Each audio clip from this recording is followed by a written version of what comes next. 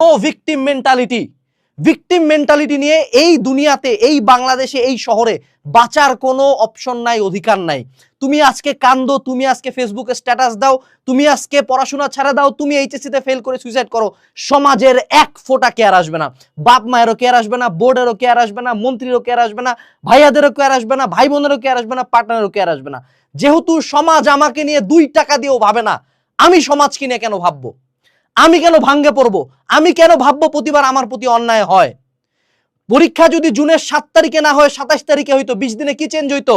কিছুই না। 20 দিনে হয়তো এক্সট্রা পড়তাম, 20 দিনে 10 ঘন্টা করে 200 ঘন্টা পড়তাম। সেই 200 ঘন্টা আমি আজকে থেকে বের করব।